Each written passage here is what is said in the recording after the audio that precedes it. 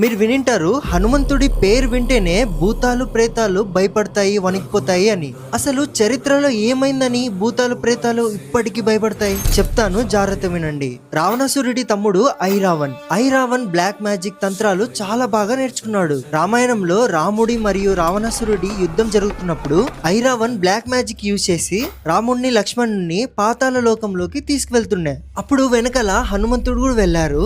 ఐరావన్ ని హనుమంతుడు ఎంత కొడుతున్నా ఇక్కడ చనిపోతున్నాడు, మళ్ళీ అక్కడ బతుకుతున్నాడు. హనుమంతుడికి అర్థమైతుంది ఇదేదో బ్లాక్ మ్యాజిక్ జరుగుతుంది నాతో అని. అప్పుడు తెలుసుకుంటాడు హనుమంతుడు 5 దిక్కుల్లో ఉన్న దీపాలు ఒకేసారి ఆర్పితే ఐరావన్ ని చంపచ్చు అని. కానీ 5 దిక్కుల్లో ఉన్న 5 దీపాలు ఒకేసారి ఎలా ఆర్పాలి? అప్పుడే హనుమంతుడు రౌద్ర రూపాన్ని ధరిస్తారు, పంచముఖి హనుమాన్.